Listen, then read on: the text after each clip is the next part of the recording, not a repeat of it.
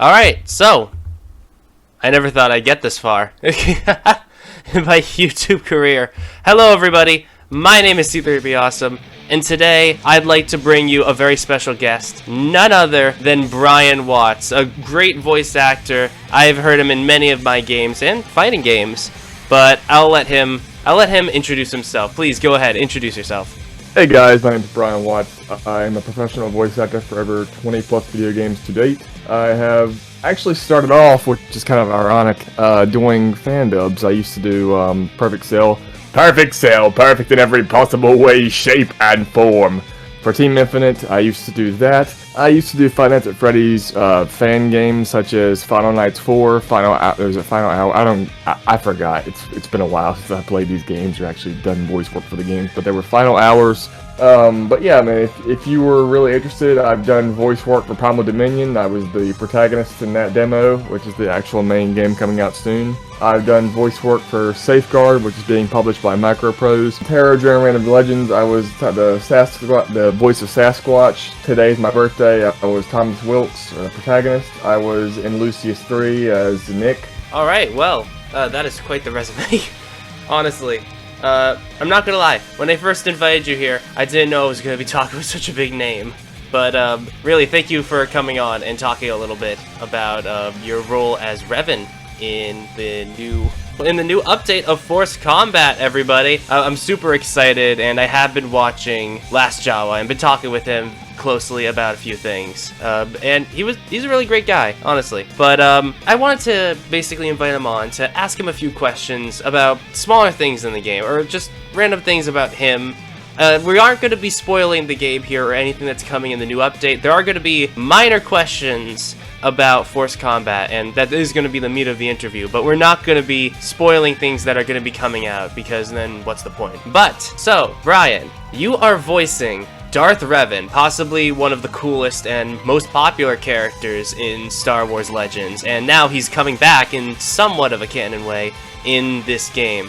And I think everyone's question is, how does it feel to be a Sith Lord, you know? How does it feel to succeed such a great and iconic voice? Well, Darth Revan to me has a more interesting backstory than that of Darth Vader or Anakin Skywalker. That's just my personal opinion. When I think about it, you know, Anakin was the chosen one, but for me, Revan was the Crusader. He was the one that essentially led things to where they are now. His iconic, I guess, role, or not really role, but his existence in the Star Wars canon, Legends, actually had a lot of influence on how the modern things work, such as when you watch or rewatch the Clone Wars, you actually will hear, moments where they talk about the ancient Sith Lords and the ancient Jedi. But to me, Revan, for me, Revan is sort of like the Chronicle Knight, the Old Republic. He was the Jedi Master who led entire forces of just Jedi warriors into battle on the Battle of Mandalore, for example. When he defeated Mandalore the Ultimate, Mandalore the Ultimate kind of led him to believe that he waged war for this particular purpose. He was told that he was basically forced to wage war because of the vitiate and things like that. And we don't really get that except in Star Wars, the Old Republic. In the Old Republic, what we get is actually after that, where he's on the ship. Basically, he loses his memory, and you know how the game goes. But yeah, that's why I think Revan is such an interesting character. He goes from being a Jedi Master to being a Sith Lord, one of the best Sith Lords in my opinion, to going back to being a Jedi. And the entire time he's hunting after vitiate. And in my eyes, this is just me being honest, I think vitiate had more power than Sidious. I think, honest to God, and it was even said in the actual, I think it was said somewhere in the movies or somewhere in the Clone Wars series that the Old Republic, the Jedi and the Sith, were way more powerful than the New Republic and the current Sith Lords. That's just the way, because they used to fight all the time, so they always gained, combat experience and things like that because of, all of the amount of fighting they did. But to me, being able to voice Revan is sort of an honor, because Revan it's someone who you can idolize with as sort of like an Avenger. He's an Avenger, but he's also somebody who, I guess he just kind of has that super bad guy mentality, but he's not a bad guy. He's sort of like an anti-villain. I always was a big fan of Revan. I know a lot about the character, despite, the fact that I've never played the games. I do love the character. I loved his design. Next thing I gotta ask, and probably, the biggest thing. On your resume, you've mostly voiced protagonists, the good guys, or the voice of the good guy that we never see or never named. So, compared to voicing a protagonist, how does it feel to kind of have free reign and voice more of a villainous character? Really, when it comes down to it, you put yourself in the actual character's shoes. They call it method act. But what I mean by that is that, if you're voicing an evil character, you want to put yourself in that evil character's shoes. You want to understand sort of the mentality of what they're going through and what they're doing to people and things like that. If you're talking about Revan, you have to understand that this is a character that has been through, in layman's terms, heck. I mean, he's been through heck, basically. He's gone through the fires of, again, heck. He's experienced both heartache and pain and betrayal from his old apprentice, and you kind of have to, resurface that in sort of a mentality. He's sort of fed up when it comes down to it. He's fed up, but he's weary and cautious. If you're talking about it in general, though, I mean, I've done a few evil characters. I mean, I did the Butcher and Dread of Laughter, which was an interesting game. I've also done characters, I believe I did like a demon or something like that in Lunacy Saints Road. I actually enjoy doing antagonist characters more than I do in protagonist character, to be honest with you. It's a lot more difficult to do antagonists because protagonists already have to be voiced. But when it comes down to it, I prefer either one, antagonist or protagonist. Antagonist, you get to have fluid fun and, I guess get to experience what it's like to be a bad guy, have fun and just do what you want to do at that point. But I mean, I have done antagonist voices before. I mean, like I said earlier, I did Perfect Cell for a while. Perfect Cell, sort of he's a villain, but he's also kind of this comedic, sarcastic villain that doesn't really give, he doesn't give a crap about anybody but himself, essentially. He's also a very sarcastic individual. You have to put that kind of feeling into the acting you do. For example, like, oh boy, here we go again with this mess. Stuff like that. But yeah, when it comes down to it, to answer your question, I'm fine with either one. I prefer antagonist more or less, but again, it just comes down to project availability. I mean, when it comes down to it, most projects you join, the protagonist either doesn't have a voice or they're looking for somebody to voice the protagonist, and somebody has to take the threshold, I guess you could say. Alright, that was actually a really good answer, I'm not gonna lie. I have seen in your portfolio, you've voiced obviously you voiced Sasquatch from, Terradrome, and I love Terradrome. I played the first one when they had all licensed characters, the free version, and then I'm now playing the second one, Reign of Legends, I believe it's called. I had no idea that you were the Sasquatch in that game. I mostly played Alex Van Helsing, so I never really got a chance to hear your voice other than in the arcade mode. But this now marks the second time, at least from what I can tell in your portfolio, that you've played a fighting game character. And I have to ask, for most other games, you have long dialogue sequences, but in fighting games, you just have to convey all of your feeling in a single line without it, being spammed over and over again, and there needs to be variation. In fact, there was 29 seconds of you saying the same line over and over again to make sure that it sounded right. That's commitment right there, ladies and gentlemen. Compared to voicing, dialogue-driven stories, how does it feel to voice more, smaller characters, fighting game characters that don't really talk that much and let their actions speak for them, while also having the voice to accompany it? When it comes down to it, I've also voiced characters in, war games and things like that, and I guess it's very similar, but not so similar. Fighting games, it's really about the emotion you put into it. You can do small lines, but you have to put a lot of emotion into it. But I remember screaming so loud one time that my voice was hoarse at work the next day. My voice was so hoarse from screaming all the time, contact and things like that, enemy contact, it reflects back in reality about, me having a hoarse voice, not being able to talk at work. But when it comes down to fighting games, yes, it's a lot easier because it's not really much memorizing you have to do. But at the same time, it's still very difficult because in my eyes at least, you have to put more emotion into it because you're trying to relay, and not sound annoying every time somebody has a certain action in that fighting game. You know, people who do video games such as, you know, Naruto Shippuden, for example, they could probably say the same thing. It's a lot less stressful, but it doesn't mean that the work's any easier. I mean, you still have to yell like you're being basically hit in reality. And a lot of times, you know, for certain games, whether it's horror, fighting, or war games, I actually will do full-on, I don't really want to call it method acting, but full-on acting, whereas if I'm in pain, I'll actually hurt myself to be in pain. Not really hurt myself as in, you know, cause myself to go to the hospital or, you know, stab myself, but, you know, enough to where I can relay the same amount of emotion where, you know, maybe step on a Lego. You know, if I'm getting shot, maybe I'll put a Lego in my booth and just step on it, and then you really will hear me get shot. Please tell me you've done that before. No, not yet. That might be if I get hit with the chainsaw. No, not yet. Getting hit with the chainsaw equates to stepping on a Lego. No, that's definitely true. Definitely, I'm sorry, I'm still thinking about that. Definitely the most interesting out of your entire portfolio that I've seen so far is that you're in GTA 5 in a mod. But I actually played this mod a while ago, and I did not know that you voice acted in it, but really that's pretty incredible. Can you tell us a little bit about that? Sure. So, like I said, I work as a senior correctional officer. I'm trying to go into law enforcement full-time. I was interested in voice. There's also other games I'm currently negotiating with. I can't reveal what their names are due to the NDAs, of course, but you know, basically, I'll just say they're police-oriented style games. With LSPDFR AI or ambient AI support.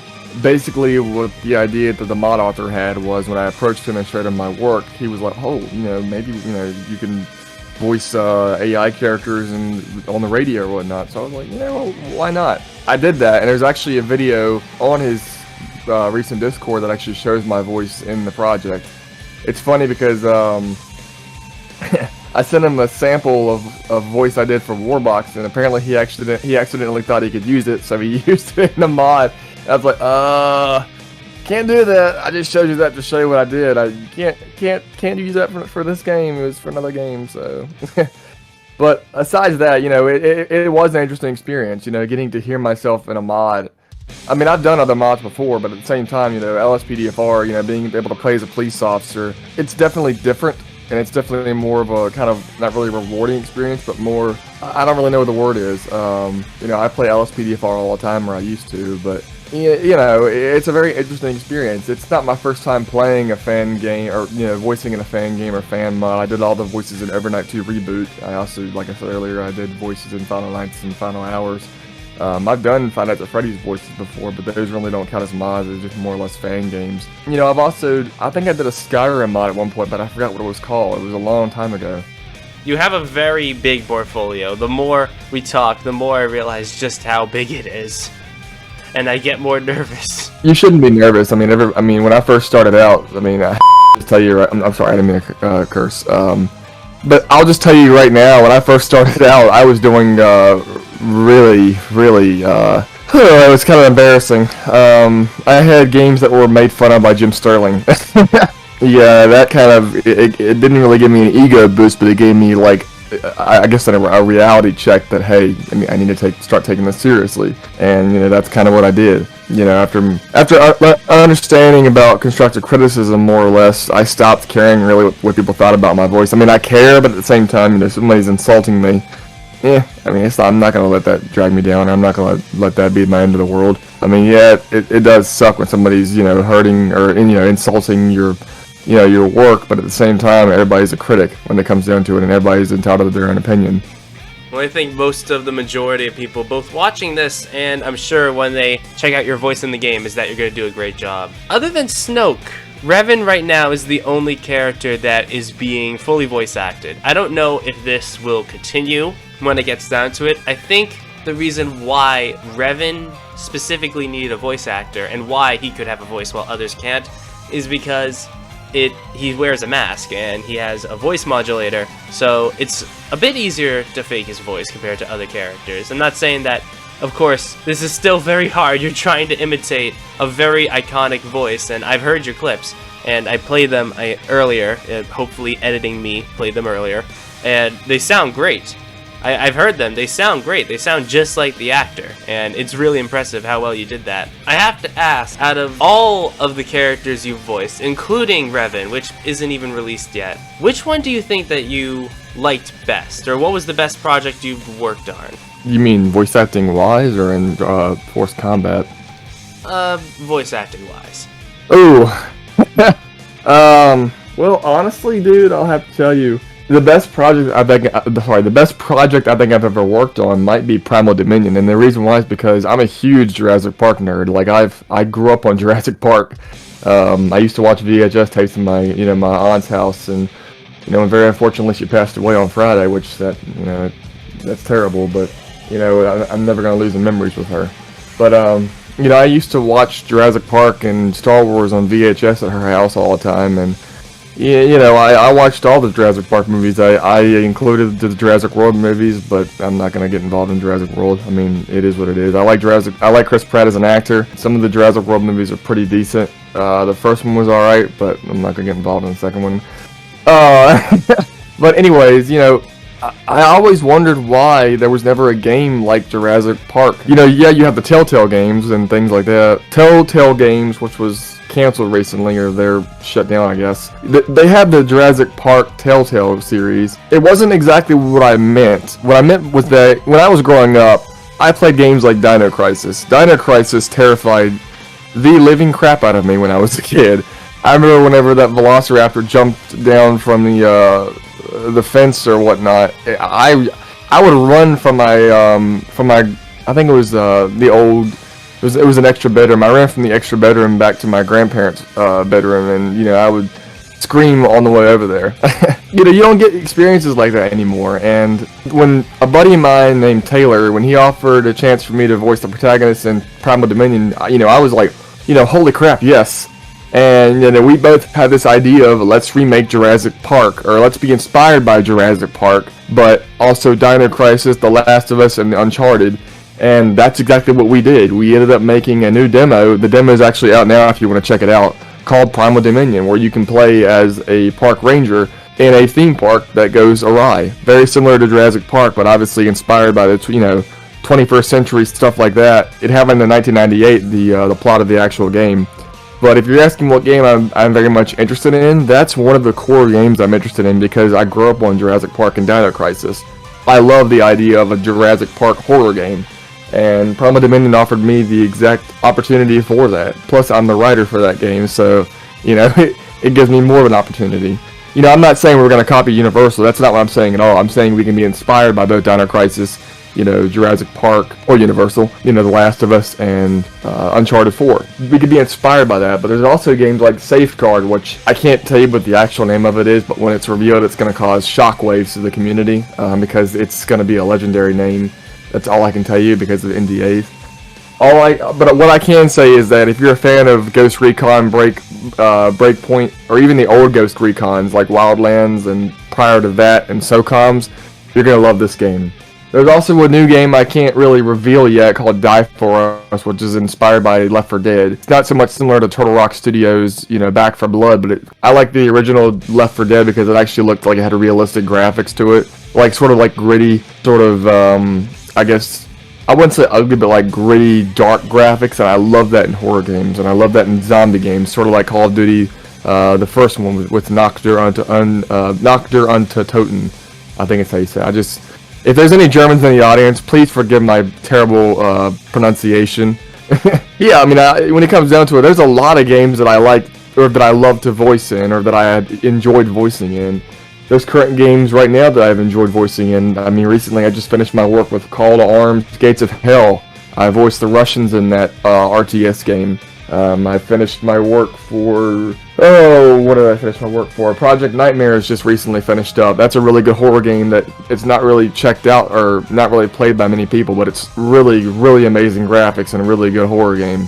Things like that, I enjoy. The whole reason I became a voice actor was because, I wanted to give those same kids the same experience I had when I was growing up playing Dino Crisis that I just wanted to be a part of somebody's, I guess, life, which is kind of weird to say it like that, but I wanted my voice to sort of inspire, but also aspire young children and people who play games. I just kind of wanted to be there. I don't really know how to explain it. I do definitely think you've made Revan your own, while also paying tribute to the original actor. I don't know what happened to Revan's voice actor. I haven't seen him around in a bit, but I do think that you did a great job capturing that feeling. Oh, it was actually Jeff Bennett. Oh, Jeff Bennett. Oh! Yeah, that was the voice of Kyle Katarn. It was also the voice of Darth Revan in the Star Wars The Old Republic. Was he also in the live-action cutscenes? You remember those, the live-action cutscenes? I don't know. I'd have to look that up. Either way, I gotta ask, would you be willing to come back when the update is released and actually play as kind of yourself in the game? I'm sure people would, because right now, of course, we can't talk about things that are actually having to do with the update. But when it's out, we can talk about how things went and, of course, go in more detail. But I would love to talk to you more about, you know, your voicings and behind the scenes when the actual update comes out. So would you be willing to come back for that? Yeah, that sounds fun. It's absolutely fun. Alright, well, thank you so much for coming on and talking about this. You know, I'm again, it's really cool getting to meet you. I think we've talked before. Honestly, I was not expecting to hear the announcement that Revan was going to be getting a voice. I was really hoping that we'd get a voice actor for a character in Force Combat soon, and it being Revan is it makes me very happy. I can't wait to see how you do in the update. I'm sure you're going to do great, but I'm sure everyone can't wait to see you. Do you have anything to plug before we go? If you want to play the clip of Revan, what's that first clip I sent you with the Revan cut? If you want to play that, you're more than welcome to. I mean, just to show them kind of what it sounds like. But I mean, not really. I mean, I'm not really all for showing my work off. I'm not for showboating, I guess you could say. I mean, if you want to plug my website, you're more than welcome to. If you also want to plug my Twitter, that's fine. But besides that, you know, huh? Oh, I was just making a joke, like, link in the description. Oh, yes. Put all my stuff in the description down below. Yeah, if you wanna do that, that's more than, you know, you're more than welcome to. Besides that, you know, I'm very much interested in seeing Revan's voice in the project too. I mean, I would love to do an actual Star Wars game. I do have contacts with a buddy of mine who actually worked for Respawn Entertainment. He actually worked on some kind of Star Wars property. I forgot what it was. I actually got two buddies of mine. One works for Star Wars as a composer. The other one works for Respawn Entertainment. He worked on Medal of Honor VR.